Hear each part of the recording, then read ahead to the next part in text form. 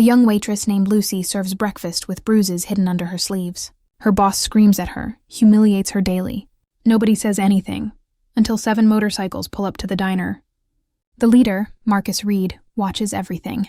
He's seen this before. His sister died because he stayed silent once. He won't make that mistake again. What happens next in that dusty highway diner will shake an entire town. The boss thought bikers were thugs. He had no idea they were about to become Lucy's only hope. Stay with me, because this story proves that sometimes justice doesn't come from a courtroom. It comes from those who refuse to look away. What city are you watching this video from, and what time is it? By the way, if you're enjoying my videos, I'd be so happy if you could subscribe to my channel and like this video. The sun had barely begun to slip through the mountains when the screech of a metal door marked the start of another day at the Roadrunner Diner, a small and dusty establishment on the side of the highway, about 30 minutes east of San Diego. The place smelled of reheated coffee, old grease, and freshly made pancakes. Inside, everything was routine.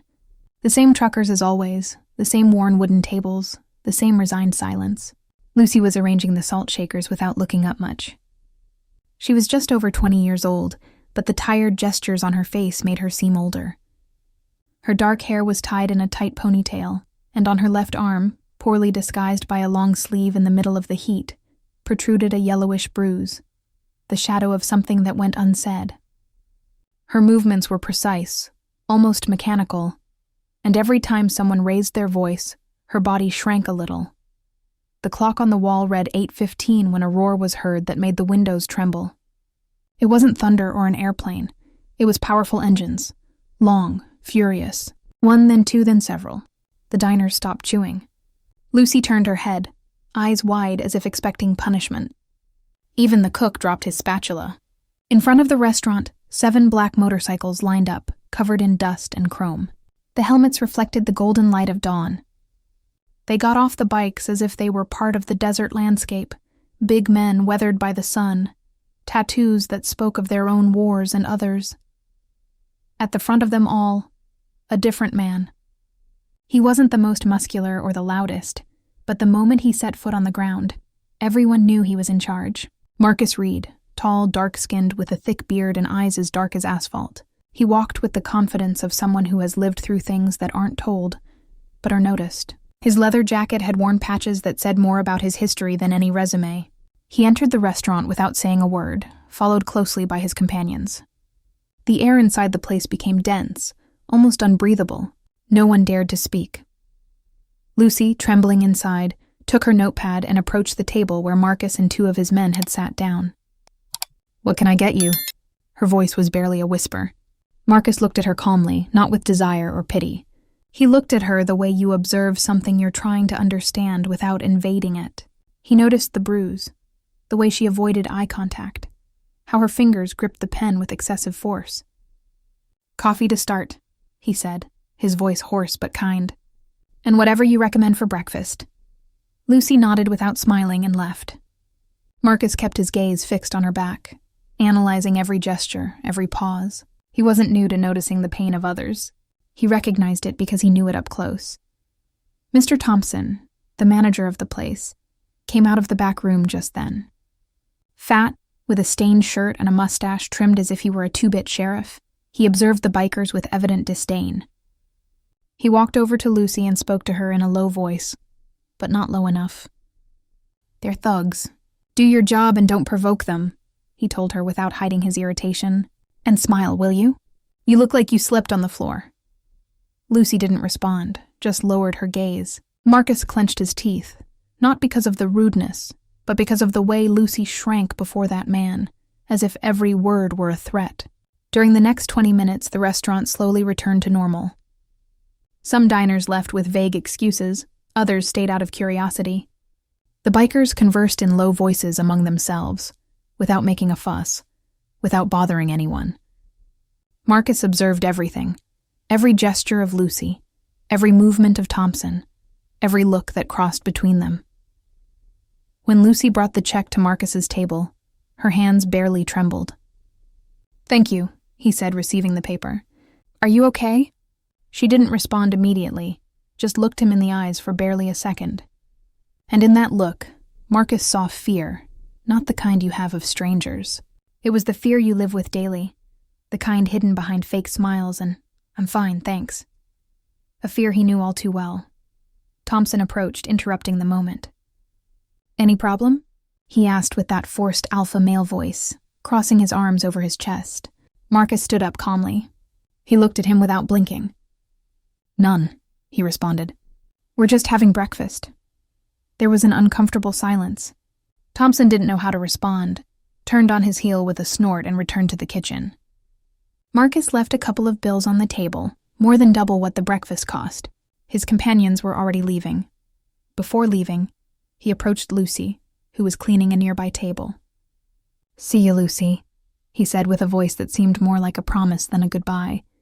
She looked at him again, this time with a mixture of surprise and something more, as if for the first time in a long time someone had called her by her name and not by her role. Marcus left. The roar of the engines filled the air again as if the earth itself was awakening. Lucy stood there looking out the window. The dust raised by the tires was still floating when Mr. Thompson shouted from the kitchen to clean the tables well. But she didn't move immediately, because something had changed. Because for the first time in a long time, someone had noticed her silence and hadn't ignored it. The sound of wind on the highway was the only thing that accompanied Marcus Reed as he drove down the interstate. The engine of his bike roared with contained force, but his mind was far away, very far from there. Memories came without permission, like ghosts in broad daylight. She had straight hair, black like his. Her name was Maria. She was his younger sister, 3 years younger, always cheerful, always willing to defend whoever needed it, except herself. Marcus was 23 when he saw her for the last time. She was sitting on the couch at their mother's house with a split lip and a ready excuse. "I fell in the bathroom," she said without looking at anyone. Marcus wanted to speak, wanted to scream, but his mother stopped him with a look. "Don't get involved, she's already an adult," she told him. And he, for the first time in his life, stayed silent. He thought it was an isolated case. He thought she would get out of it alone. A week later, Maria was found lifeless in her apartment. Suicide, they said. But he knew the truth, and he also knew that his silence had killed her, as much as the son of a bitch who beat her. From that day on, Marcus changed.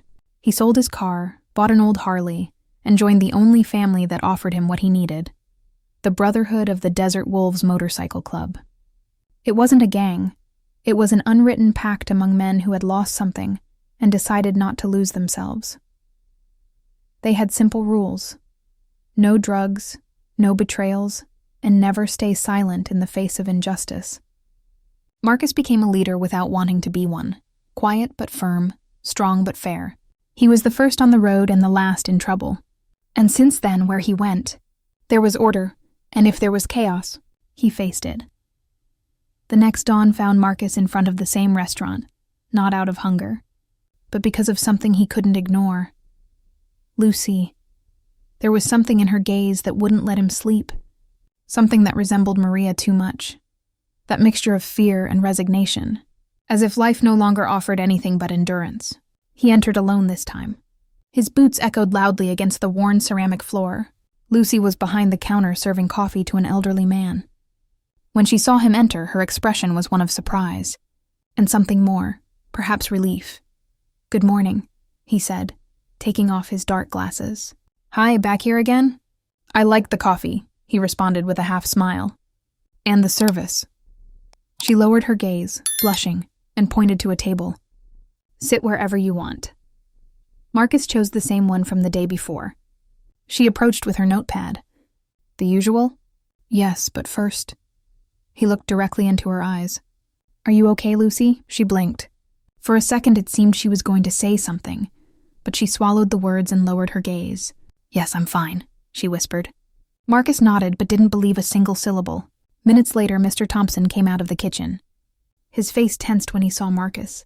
He walked with heavy steps toward the counter and began giving orders in a loud voice, more to demonstrate presence than out of necessity. "Lucy, clean that table well. Yeah, I'm sick of your long faces. It looks like you're working against your will." Several diners turned. Lucy clenched her jaw and bent down to clean the table that was already clean. Marcus set his coffee aside and stood up. He didn't raise his voice, didn't make a single aggressive gesture, just walked slowly until he was a meter away from Thompson. "Don't talk to her like that." Silence swallowed the place. Everyone stopped chewing, talking, breathing. Thompson looked at him, trying to maintain his macho posture. "Excuse me?" Marcus took another step. His tone was deep, low, but each word was a stone thrown with precision. "I said don't talk to her like that. You're nobody to humiliate her in front of others. I'm the manager of this place, and she works for me. It's not your business." Marcus tilted his head. "Now it is." Thompson's eyes scanned the place looking for support, but found only uncomfortable looks. No one was with him, not even the other employees. No one wanted to get involved, but everyone knew. "And if I don't shut up, what?" He tried to challenge, although his voice was no longer the same. Marcus didn't respond, just looked at him, and that was enough. The guy swallowed, muttered something under his breath, and retreated to the kitchen. Marcus returned to his table. No one said anything. Only Lucy, with shining eyes, tried to contain her tears while she continued serving as if nothing had happened. When Marcus finished his breakfast, he paid in cash and left a generous tip again. Before leaving, he stopped next to Lucy. "You never have to put up with that again." She looked at him with a broken voice, but without letting a tear fall. "Thank you."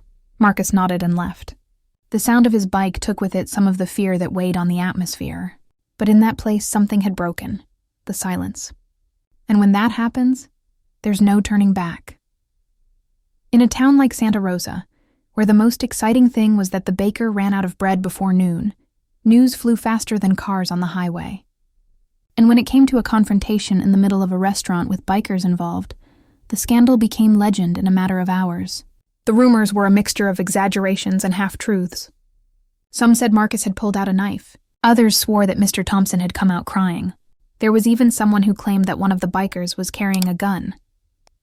The truth is that for the first time in a long time, someone had put a stop to Thompson's abuse. And that for many was cause for respect, and for others, fear. They're gang members. "Today it was the manager, tomorrow it'll be anyone," said the butcher while cutting ribs. "No, man, those guys came to do what no one dared to." "How many times did we see Lucy all beaten up and no one said anything?" responded Mrs. Diane, owner of a flower shop. The town was divided into murmurs, into whispers behind Lucy's back, who walked through the streets with her soul torn to pieces.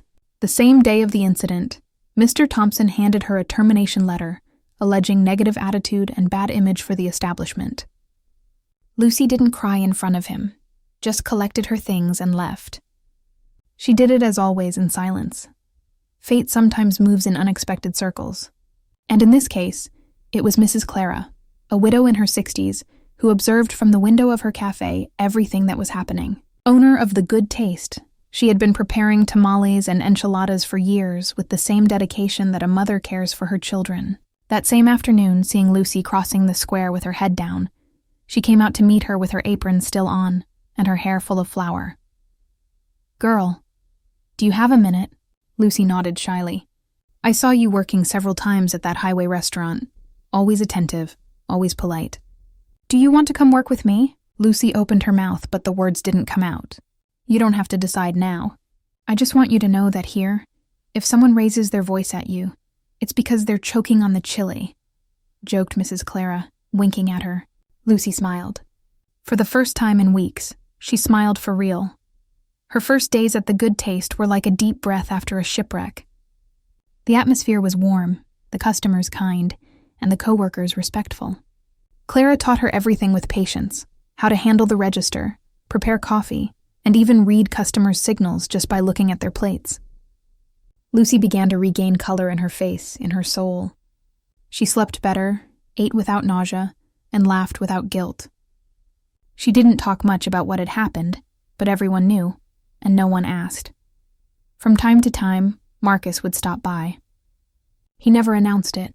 It was never a long visit. Sometimes he just had coffee at the counter and left. Other times he sat outside and read the newspaper as if waiting for someone who wouldn't arrive. Lucy greeted him with a smile that was half gratitude, half something more. There was no flirting, no promises, just respect, presence, and that was enough. That man on the bike has sad eyes, Clara commented one day while Lucy washed the dishes. Lucy just nodded. But they're not scary, right? No, quite the opposite, she said without thinking. One night, while camping on the outskirts of town, one of Marcus's companions, nicknamed Whitey, approached with his cell phone in hand and a serious face. I found something. Marcus, who was carving a piece of wood with his knife, looked up. Thompson, the guy's not new at this. There are complaints in 2 cities, one for harassment, another for workplace violence, but they were never followed up. He either paid or threatened. And now it seems he's hanging out with heavier people. Marcus frowned. What kind of people? Whitey shrugged. People with records. I saw on social media that he's surrounding himself with guys who were in trouble in Tijuana. It seems he's looking for backup. Revenge, maybe. Marcus was silent for a moment. We have to be ready. For what? So that this time no one is left alone. The tranquility of the following days was only apparent, like the calm before the storm. One afternoon, Clara was closing her cafe when she noticed a black car parked in front of the plaza. From the back seat, Mr. Thompson got out, thinner, with a tense face, and he wasn't alone. Behind him, 3 men got out. One wore dark glasses. Another had his shirt open, showing tattoos on his chest. The third was barely 20 years old, but had a stone-cold look. They didn't talk to anyone, didn't make a scene, just walked down the street as if marking territory. Lucy saw them from inside. She felt a chill run down her spine. Marcus, from his bike on the other side of the plaza, also saw them. He lit a cigarette without taking his eyes off them. The war hadn't started yet, but there were already signs in the wind. The following days were like walking on glass. No one spoke openly, but everyone knew. The air in town was charged, electric, as if a storm was about to break. The streets were no longer the same. Some lowered their gaze when they saw Lucy. Others smiled at her with shame, like someone who wants to apologize for not having done anything before. Clara's cafe didn't stop receiving visits, but among the customers there were nervous looks.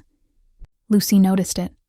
Moreover, she began to receive anonymous messages, papers under the door, phrases written in red ink. We know where you work. You messed with the wrong people. You look prettier when you're quiet. Clara wanted to close the place for a few days, move Lucy to her house, but Lucy refused. I've run enough. I've been quiet too much. Clara hugged her without saying anything. Invisible wounds don't heal with bandages, but sincere support helps them hurt less. Meanwhile, Marcus summoned his men. The old trailer on the outskirts of town filled with leather, oil, and serious looks. No one carried weapons, no one talked about violence, but everyone knew what was at stake. We didn't come looking for trouble, said Marcus, standing in front of them with his back straight and arms crossed. We're not like them. We protect, we endure, but we don't back down. Whitey was direct. And if they cross the line? Marcus looked at him firmly. If that happens, we're not going to break bones. We're going to break the silence. We're going to speak out loud in front of everyone. Let everyone know what that bastard has done, so he can't hide anymore. A murmur of approval ran through the group. There was rage, yes, but also determination. The confrontation wasn't in a dark alley or in an ambush on the edge of town. It was at 5 o'clock in the afternoon, in the middle of the central plaza, when the sun was beginning to set, and the shadows lengthened like silent witnesses. Thompson arrived with his companions. They had the false confidence of someone who believes intimidation is power. One carried a bat, another had a hidden knife, the third, a mocking smile. Marcus was already there, alone at first, sitting on his bike smoking calmly, but he wasn't alone for long. One by one, the desert wolves began to appear. They made no noise, didn't block streets, just positioned themselves like a wall. Lucy also arrived, accompanied by Clara, the baker, the butcher, the same ones who were silent before.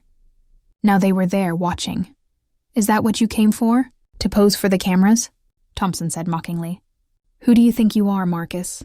A movie hero? Marcus took off his sunglasses and put them in his jacket. He walked slowly until he was a few steps away from him. I'm not a hero. I'm someone who's tired of seeing cowards abuse fear. Thompson laughed. Fear? You think you scare me with your little motorcycle toys? I'm not talking about me. I'm talking about Lucy, about Maria, about all those who have no one to defend them. Thompson frowned. Maria? Marcus nodded. His voice didn't tremble. My sister died because no one believed her, because I kept quiet. And I'm not going to make the same mistake twice. The silence that followed was louder than a gunshot. Marcus continued. You're not the only one who's done this, but you are the first who's going to pay for it in this town. No one's going to look the other way anymore. Thompson, in a burst of desperation, lunged at him with a shout, and his fist raised. He didn't even come close to touching him. Whitey and another of the wolves stopped him with surgical precision. They didn't hit him, didn't throw him down, just held him and forced him to stay still. And at that moment, the patrol car arrived. Commander Ramirez, pressured by the complaints that were starting to appear, by the testimonies, by the rumors that were now impossible to hide, got out with 2 officers and read him his rights. Mr. Thompson, you are under arrest for threats, workplace violence, and possible links to criminal activities. The companions tried to flee, but were surrounded by the crowd. No one touched them. No one hit them. They just pointed at them, as was once done with cowards. That night the plaza filled up again, but this time there was no fear. There were laughs, hugs, and hot coffee courtesy of Clara. Lucy walked among the people with her shoulders straight and her gaze clear. Marcus was leaning against his bike a few meters away. She approached him with 2 cups of coffee. Thank you, she said, handing him one. You don't have to thank me. Yes, I do, she insisted. Not just for what you did today, but for what you made me see. That I wasn't alone. Marcus nodded, barely smiling. Me neither. The desert wolves left at the next dawn. They didn't say goodbyes or give speeches. They just left behind a different town, a place where silence no longer weighed so much. Lucy continued working with Clara. She studied at night. She started a blog to help other women. Her story, without naming names, touched hearts far beyond the town. And Marcus, well, from time to time he came back. Sometimes just for coffee. Sometimes without getting off the bike. But he always left something behind. A feeling that everything would be okay, because his legend wasn't written with fists or blood. It was written with the courage not to stay silent. I hope you enjoyed the story. Subscribe to the channel, leave your like, God bless you, and see you in the next story.